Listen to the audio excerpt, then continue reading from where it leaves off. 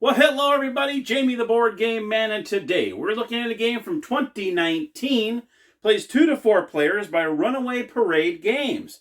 Takes about 15 to 30 minutes to play, ages 14 and up. It is called Fire Tower. Fight fire with fire. Now, a lot of games, when it comes to fire, it's like a co-op game and you're trying to put out the fire. Not in this case. In this game, you are trying to push the fire to your opponent's fire towers and burn them down to the ground. And if you're the last fire tower standing, you win the game. So let's head on over to the gamers table, where I'm going to show you how to play Fire Tower.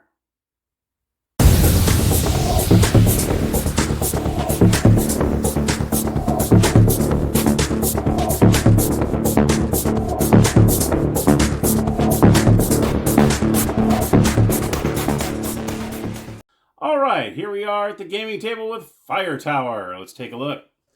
Okay, so you see we have the board, and you have your 4 fire towers, and this is the fire in the very beginning. This is where the fire starts to branch out.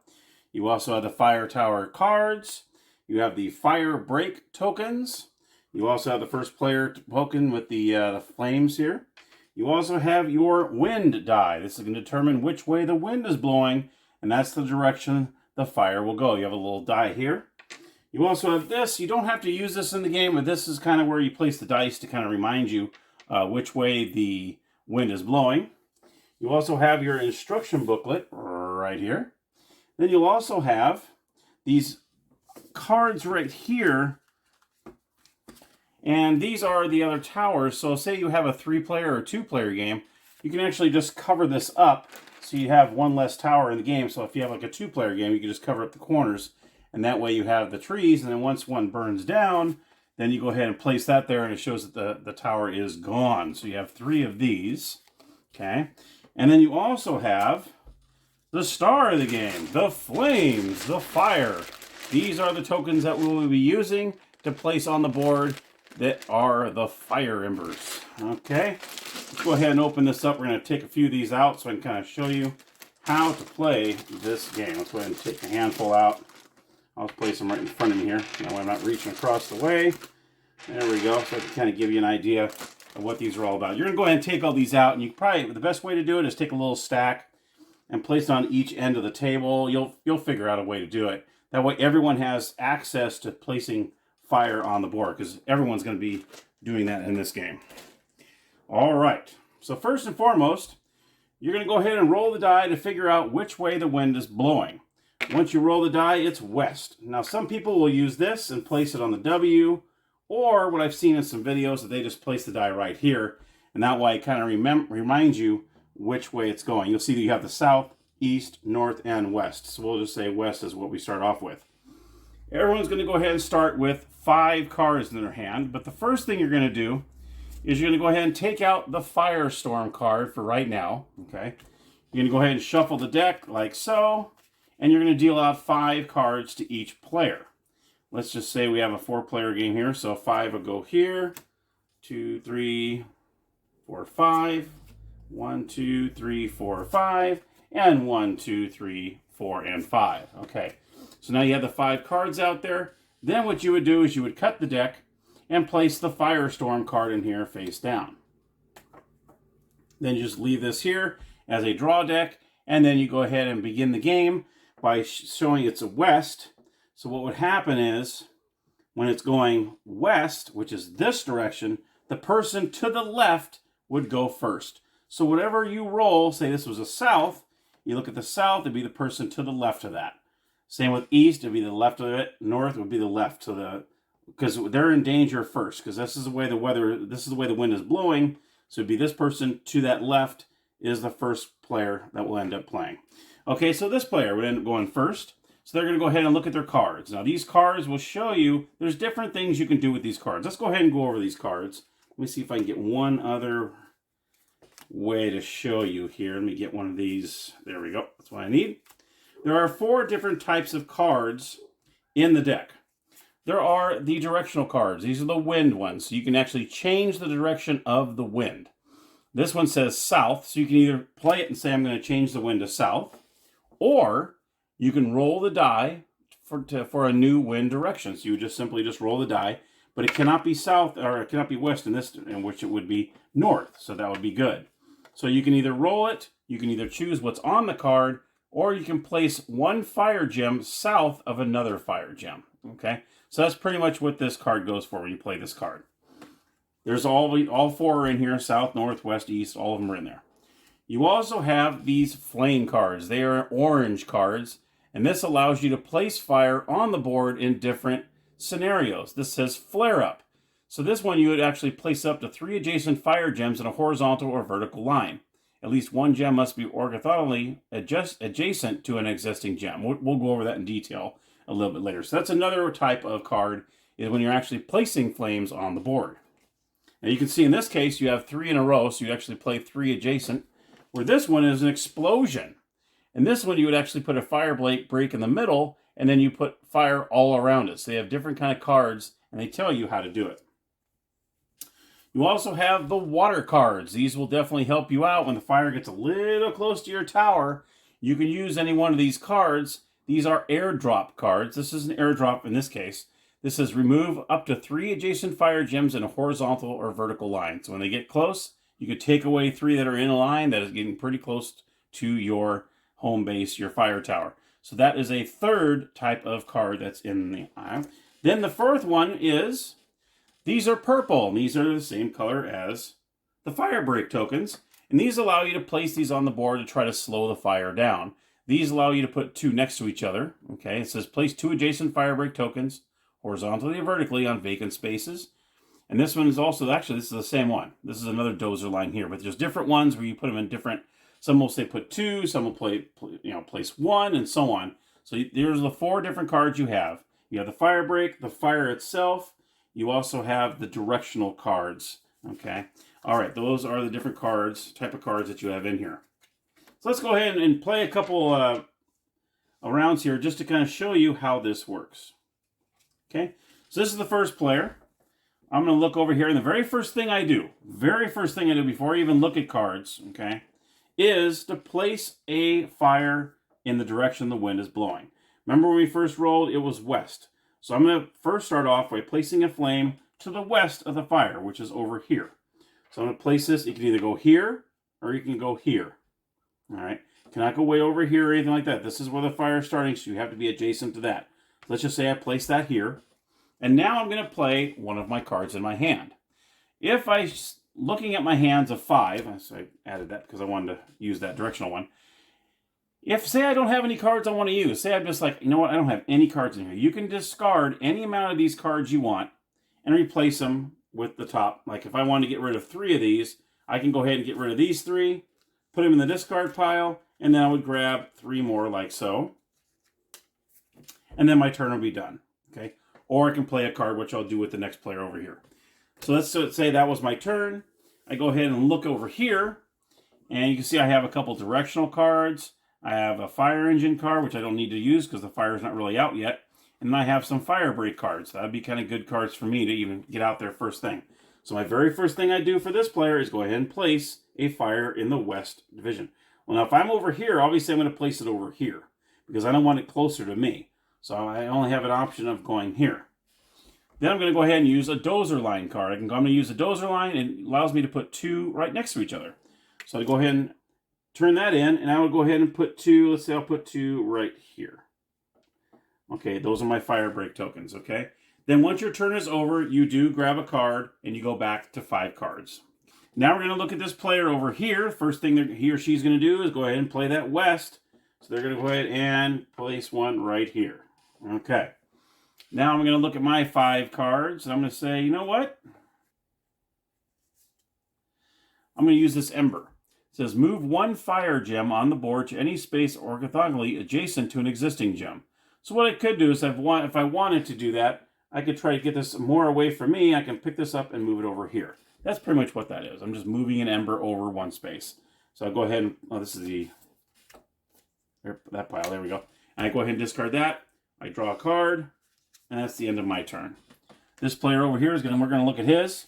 And the one thing I almost forgot to show you, or forgot to tell you, is these bucket cards. I almost forgot to tell you about these. Everyone starts off with a bucket card, and this is just when it gets into your into your tower area, this is like an emergency, you're going to place all the buckets like so. You're going to place them in the corner of each corner here. And when it gets too hot to handle over here, you can use your bucket only once, and then you would flip it over once you complete it. Oh, sorry about that. You're supposed to have that at the very beginning of the game. Totally forgot about the bucket cards. So this player is going to look. He's going to say, okay, let's see. I want to keep this fire away from me. So he's going to go ahead and use the north card. He goes, I want this to change to north. Okay. But first of all, I'm going to obviously put a fire ember down here in the west. So I'm going to go ahead and place this here. And then I'm going to go ahead and play my card north. So this automatically goes to north. All right. So I'm going to place this right over here. And now every turn, it's going to start going this way. All right. So he played his turn. He grabs a card and he places it in front of him. Okay, now we're back over to this player. And he goes, I'm just going to go ahead and do a flare-up. I'm going to play a flare-up, which means I place up to 3 adjacent fire gems in a horizontal or vertical line.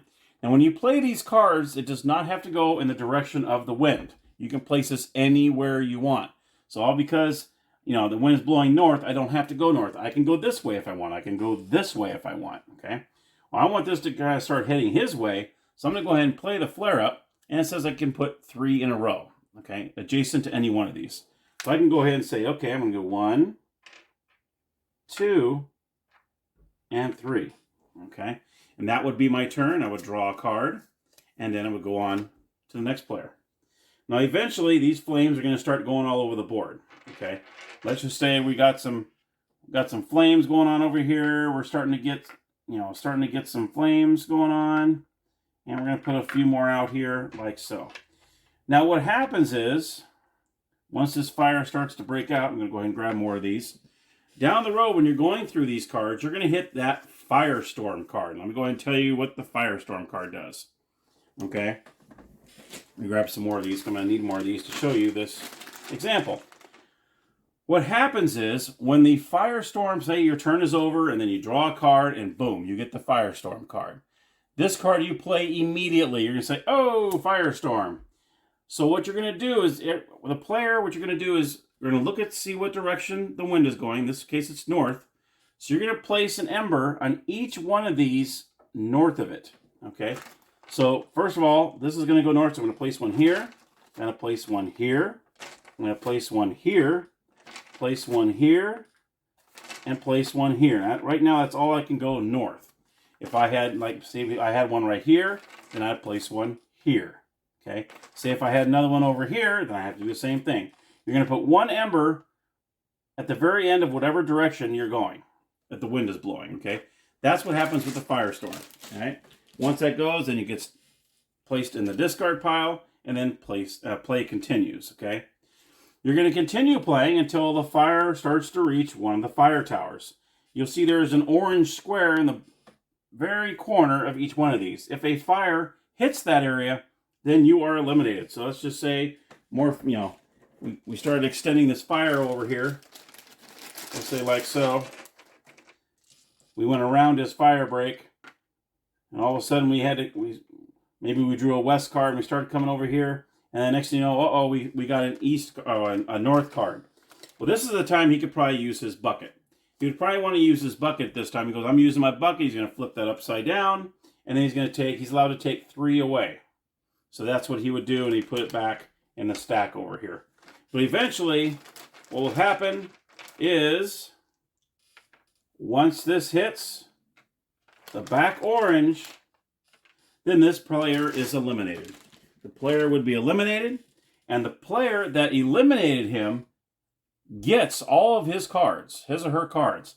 So once I get eliminated, I have cards here. Say this player over here eliminated that player. He would hand over his cards to this player. All right. And the player that's eliminated gets to do a revenge roll. And what that means is you're going to roll the die. Direction. South. He rolls south. That means they're going to do another Firestorm, just like I showed you. But then this time, they're all going to be going, I'll show you. They're all going to be going south one. To go here, and see the way they all go south. You're going to add one of each end of these rows that are all going south, okay? That's kind of a revenge roll, and then they get to roll the die one time, and then play continues. But in this case, what happens is, when one player is eliminated, that player gets their cards, and at that point, all the players, they can all look at their cards to see if they want to, as a free move, go ahead and get rid of any cards they want and trade them in. So let's say this player goes, well, I don't need these two, so I'm going to go ahead and turn these two in. They get to do like so. Now, once a player is eliminated, then your card count goes up to 6. So now each player, after if you want to get rid of or transfer any cards, or, you can grab a 6th card. So now you're playing with 6 cards in your hand, okay? An explosion, this is a good time to show you an explosion. Explosion, you can see here, is you're going to choose a fire gem and replace it with a fire break token, and then place fire gems on all vacant spaces around it. So let's just say we're getting a little close to this player over here. I want to get a little closer. What I can do is I can take this, place this here, and now I'm going to place fire all the way around it. So let me go ahead and grab a few more of these. I know I should have dumped these out on the table. And what I'll do is I'm going to place that there, and I'm going to place a fire gem all the way around it. That's an explosion right there. That's the way an explosion looks. You place one of these on the end, one of the end fires. You're going to place it with one of these, and you're going to circle it. That's the way it gets a little closer towards that area. That's what the explosion does. You also have the fire engine, which is water because it's blue. Remove up to 4 fire gems in the shape of a square. So what I can do is I can just go ahead and say, I'm going to take these 4 right here, because they're getting a little close to me. Boom, and they're out of the game, and then you played it. You got the smoke jumper. Smoke jumper, you choose an existing fire gem and remove the fire gems. So it's pretty much like an explosion. It's exactly like, but you're taking them away instead of putting them on there. Okay, so say I'm going to go ahead and take this one and place this here, and I'm going to put all this fire out like so. And that is how that works, okay? Then you have the airdrop. This one is just 3 in a row. So if I say this person, I don't like how this is getting kind of close, I could take these 3 right here in a row, place it over here, and so on. And that's pretty much the game until you try to take out each other's fire tower. And, of course, if you have a 4-player game, once a second player goes down, then you do the same thing. You'll go ahead and you'll take all your cards, trade them out for whatever cards you want to trade them out for, and then you'll end up playing with a 7th card. So now everyone has 7 cards to play in their hand. You start off with 5, one person gets eliminated, you get 6. Second player gets eliminated, then you get to play with 7, okay? Until finally, someone will be taken out by having a fire ember in all 3, and this player would end up winning the game over here if that happened to all those other players. And that, my friends, is Fire Tower. So let's head on over to the game room, and I'll give you my final thoughts. All right, so my final thoughts on Fire Tower. Fight fire with fire. Definitely get this game if you can find it. This is a great, great, cool game. And I like it's not your typical co-op game where, okay, we're all ganging up on the fire and we're going to try to put it out. No, you're actually trying to blow the fire to your opponent and burn down their fire tower. I think that's really great. I know usually fire towers represent, well, you're squirting water and you use them to, take out a fire. So I love that it's not even remotely what you're supposed to be, and I think that's great. It's called imagination. That's a good thing.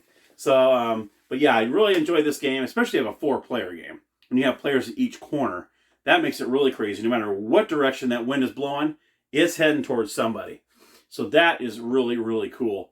I also love that you can use the bucket, when it gets really close. Oh, let me use my bucket. And there, boom, you push away 3 of the flames.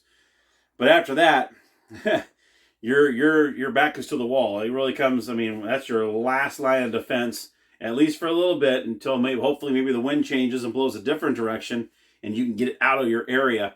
But it's really cool. I love the wind die, or you roll the die and it comes up and then it's west now. Okay, it's east now. And it changes on a whim.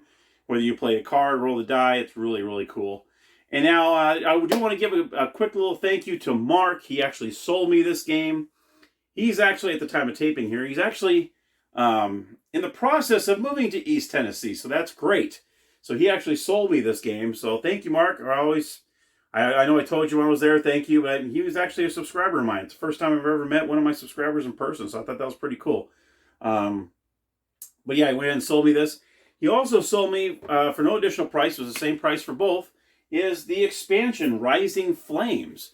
it actually fits in the original box. So you can fit both the base game and the expansion in the original box, which is great. So let me know if you guys are interested in, I can actually do the Rising Flames episode, showing you the expansion of that. And what's really cool is I'll show you a little bit of that expansion. And yeah, just let me know down in the comments down below if you want me to do an episode on it. I'll do it at a later date. You have little eagles that come down and can pick up an ember and place it on the other side of the board. And you also have these little lightning bolts. I don't know if you can see one of them here. Let me see if I can. You know, I'll take one out. That way you can see it really up close here. Here's one of the eagles. So you got the little eagles here. They actually pick up the ember and drag them across the board. And then you also have these little lightning bolts, which are really cool too. I don't know if you can see there. I'll put it in front of my face. That way you can see it. See the little lightning bolts? So those get put on the board as well. That's a part of the expansion. So yeah, if you think that the game is cool enough or you want to see the expansion of Rising Flames, like I said, let me know down in the comments down below. I'll be more than happy to do that for you. All right, well, that's my good old review on Fire Tower. And let's see here. Is my light going to work? Okay, I need to change. There we go. I need to change the batteries in this thing. I know I said that one other episode, and I got to do it still. So definitely a thumbs up on Fire Tower. If you can find it, get it. I highly recommend you get it. All right, well, that's my episode on Fire Tower. Thank you so much for watching. Let me know what you think about the game down below and about Rising Flames, the expansion. And until next time, everybody, thank you for watching and happy gaming.